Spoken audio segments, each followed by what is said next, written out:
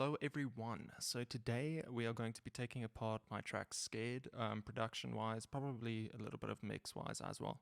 But it's kind of a more chill Jeremy Zucker, Eden kind of track. So I'm going to show you guys how I did that. I think the way I'm going to do it is I'm probably going to play the mastered version that got released bit for bit, and then I'll show you guys how I did it. But yeah.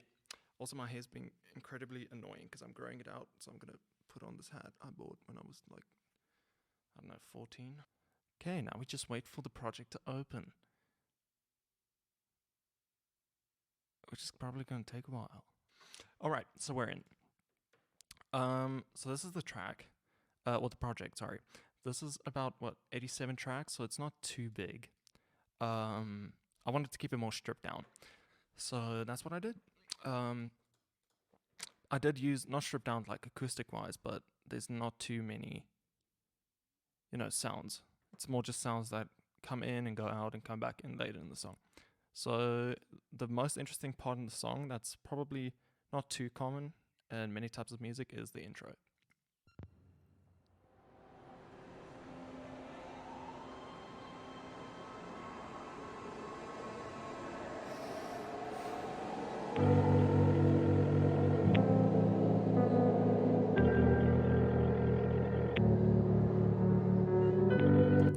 So this is the project where I produced and kind of just, fleshed out my whole idea in my head and messed around with stuff. So this is obviously not the version that was released. So this is unmixed, it's completely rough, and yeah. So the first thing you hear in the song is actually a subway. It's a subway sample. So you can hear the train coming in. And then you have some chatter from people around here. Yeah. So as soon as I decided that was going to be my ambience, I wanted to, I have the setting where this is like what it's building in your head. So you're seeing, a train station, and train stations obviously have a lot of people at all times, except now.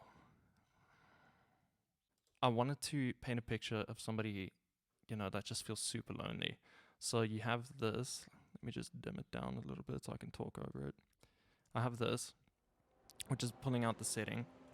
And then I brought in a ringing cell phone to show that this person is preoccupied with something else. And obviously you can tell this person's pretty, just down from the sample, which is a brace, just a deep inhale, followed by a deep exhale.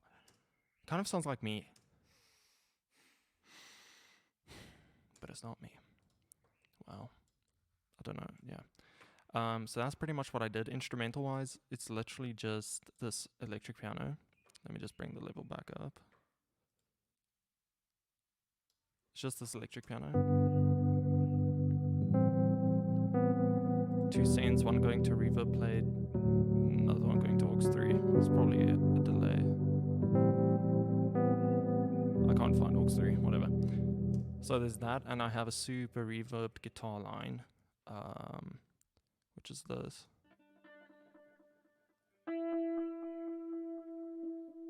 Again, this version it's a delay, but in the final version it's actually a massive reverb. I'll play you guys the mix session now to show you guys what I did, but I want you guys to see hands-on what I did with production. And the most cool, fucking awesome part, the most awesome part to me of the whole intro is this. It's kind of like a transitional riser that I made. I think I can actually play it. I hope you guys can hear that. But it's literally just G and G, a high octave, and I just played 16ths. What is the tempo?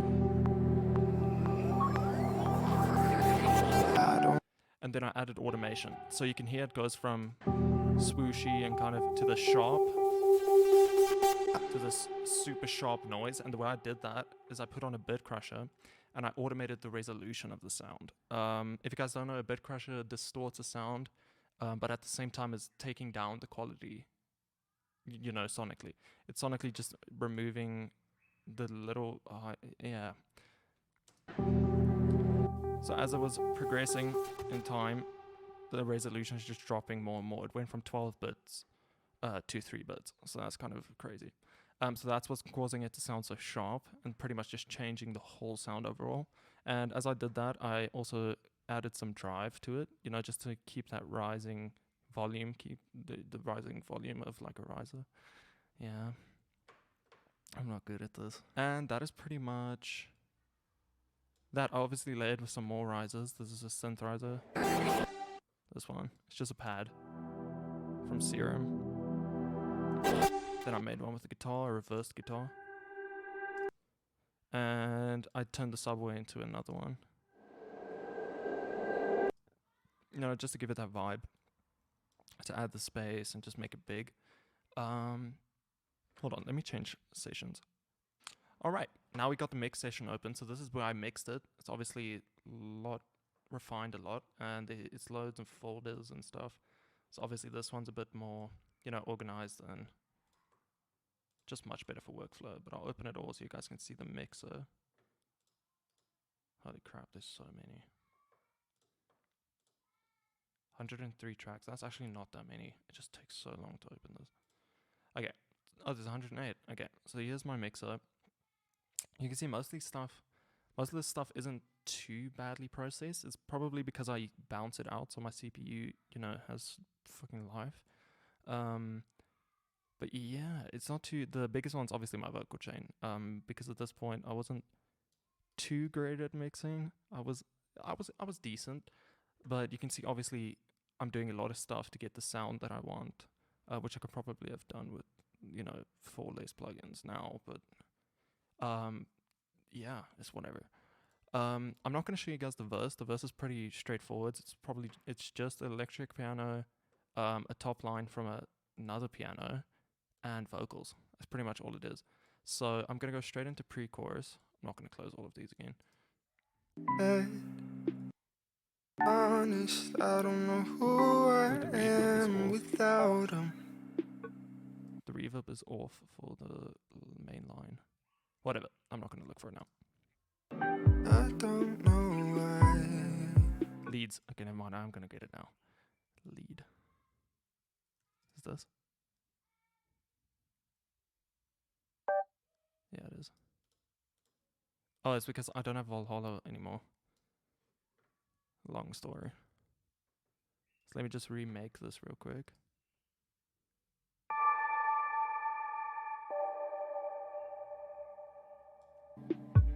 I don't wanna put myself right in your hands. You know, I was just playing some random top line, just to give it a little bit of movement, a little bit of change, so it isn't too stale. And it helped a lot. It was spacious, and it sounds pretty. Pre-chorus. Tell me that I'm wrong and I'm living all inside my head. This fucking slaps, oh my god. I want to go into the backing vocals, because when I started out, backing vocals were kind of a pain, because I didn't know what the hell to do. But this was super easy. It was just in the way that I processed them in this bus. So basically we have two +12s, semitones, so it's pitched up quite a bit, so it sounds like a chipmunk.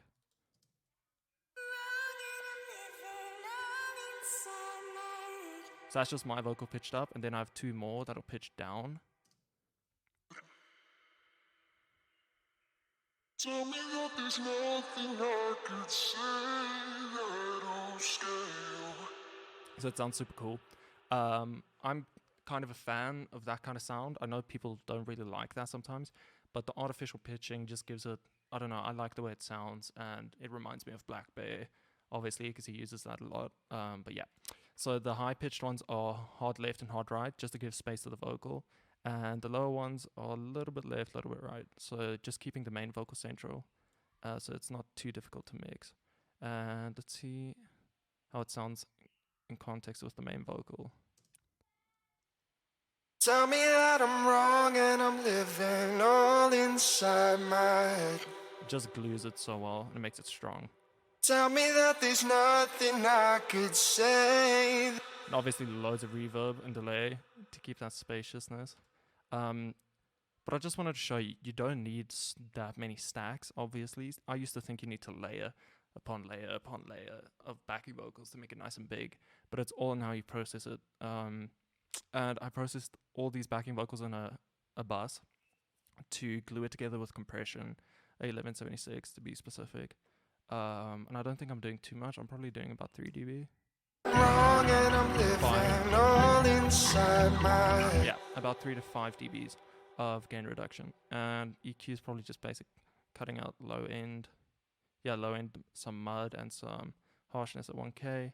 And I'm taking out loads of mids so it doesn't compete with the main vocal. Probably didn't have to do it that much for these low ones, but I was clearly lazy. Cutting out mud out of the low pitched ones. The second EQ, just cutting more mud. Am I cutting mud twice? Oh, okay, so the first EQ is cutting from 200 to 1K. So, just getting the little bits of harshness. 1K is typically when I work something that builds up a lot, especially in guitars and vocals. And 500, I just never like how it sounds. It's super muddy and it just sounds boomy and I don't like it. So yeah, let's keep going. Tell me that there's nothing I could say that'll scare you half to death, 'cause I don't wanna be scared anymore. No. There's obviously these pretty chants. I don't wanna be scared. I don't wanna be scared. I don't wanna be. And I don't know if you can hear how that pitch is bending. That's not happening in the vocal. I layered vocoder over it with a little bit of portamento, which is basically, as soon as you switch a note, it's not going to jump to the note, it's going to slide up to it, so it sounds really cool. So I'll play you guys that soloed. Vocoders are something I use a lot when it comes to stacking vocals. I don't use it that much, but because it just doesn't fit with every song. But it worked perfectly in this situation. This is how it sounds.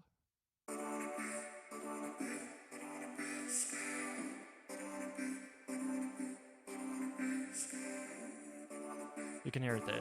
It's really pretty. I just loved how it sounded, even though it's super, super subtle in context with everything. I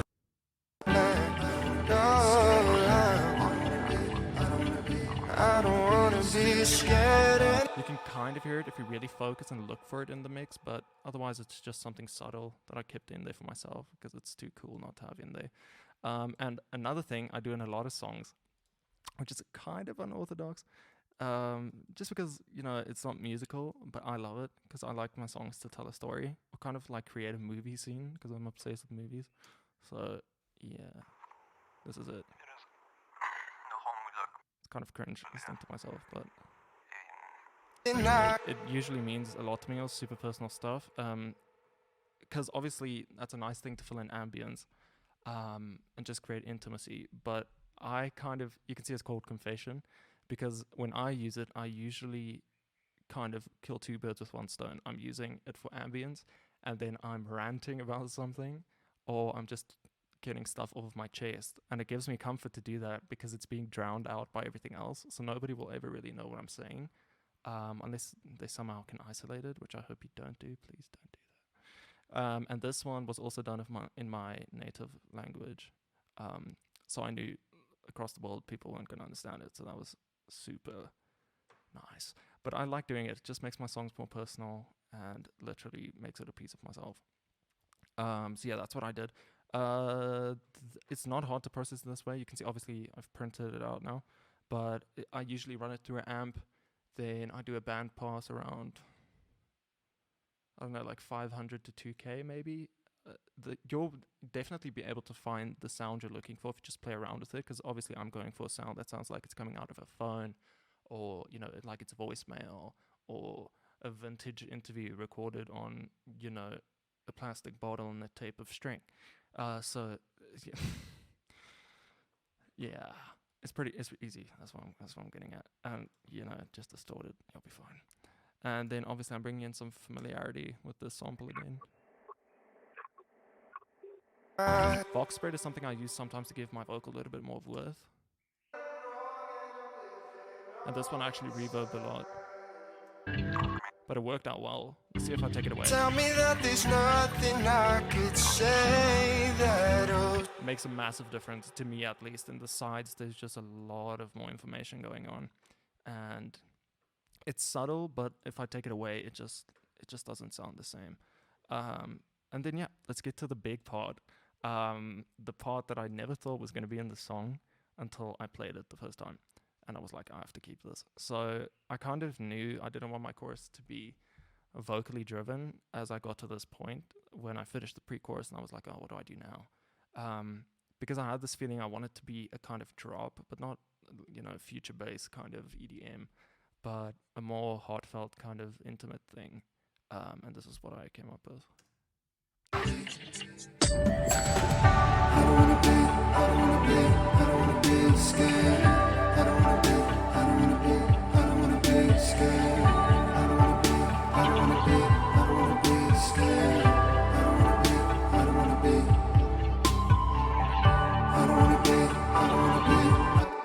Obviously it's a bit different. It's kind of more alternative indie kind of vibe, but keeping some elements from EDM. So obviously I have these chants coming back in from the pre-chorus. I don't wanna be, I don't wanna be, I don't wanna be. I don't know what's going on here, but I don't wanna be. Ah, fuck you. You will not be. Again, subtle, obviously not a leading sound in that drop. But the two main leading sounds, it used to sound like this, okay? If I take out this lead, I added this. You can see it's MIDI, so it's not audio. I added it in this session. This was a happy little accident that I came across. So it used to sound like this.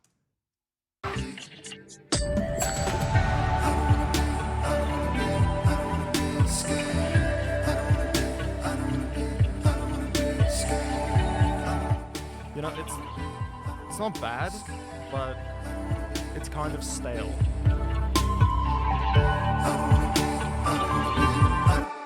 And then I thought to myself, okay, well, maybe it needs a counter melody. And I ended up playing this. Massive reverb.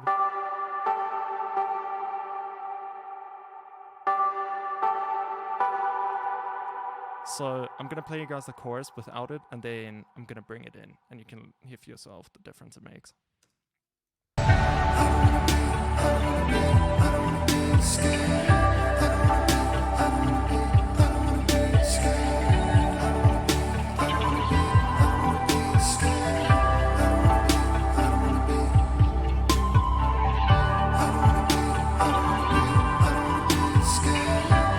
Obviously, it makes a massive difference. It just makes it so much more melodic, and it was just adding to the pretty. So yeah, that's why I kept it. I don't know why I never bounced it out, but yeah. This lead I love as well, because I made it on Serum, and it was kind of inspired by like the Eden project, which is Jonathan Ing's moniker before he was Eden. So you can listen to it. It kind of has some similarities to it's literally just a sine lead, and I think I distorted it with a bit crusher, and then obviously just added in reverb. So that's pretty much what's going on in the chorus, lead wise and melodically wise. The drum beat I love because I did lots of sound design on this. So I'll play the drum beat by itself.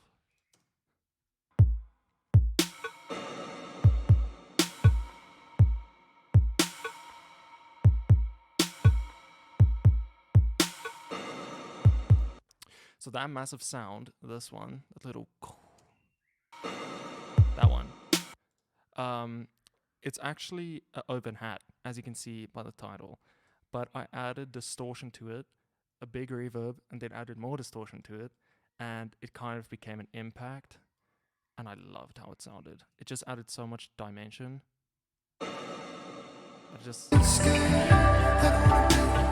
And obviously the rest is just a kick, open hi-hat. I think this is really basic. This is like, what, eighths? This is barely a hi-hat. I typically like super glitchy stuff, or Foleys and stuff like that.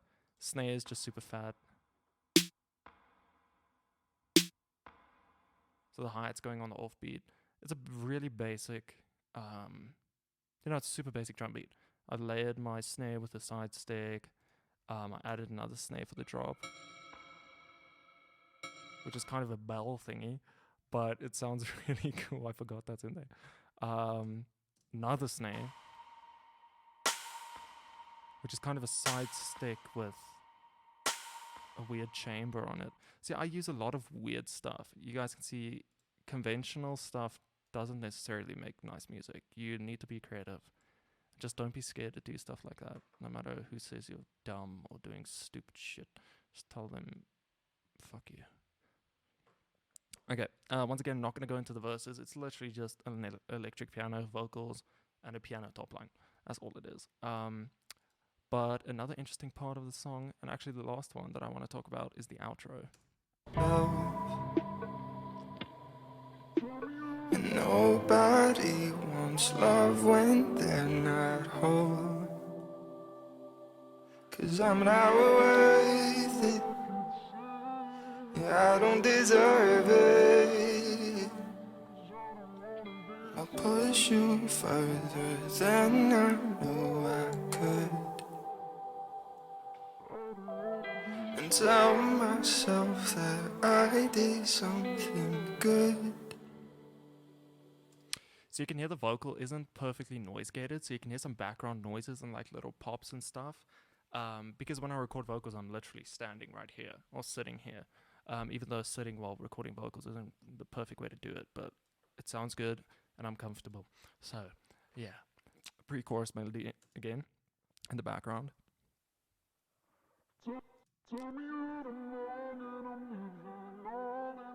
They're not whole. So that's running in the background. But I did want the outro to be super focused on lyrics, because it's a very emotional, deep part, lyrical wise. And then I wanted to add something to add to, like, you know, the somber feeling of it. And I added another vocoder, which is not in that file. Where is it? Where are you, vocoder? Keys, perhaps? No.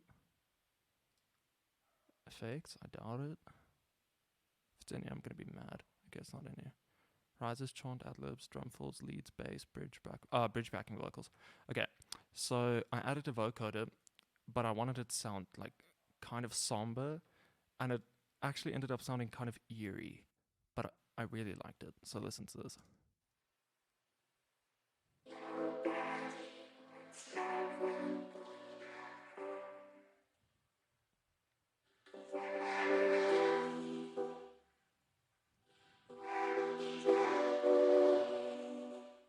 You know, there's a lot of white noise, which is making it super aggressive. But the way I EQ'd it, you can see I cut out some of the highs right here, and loads of the lows are just band passing quite a bit.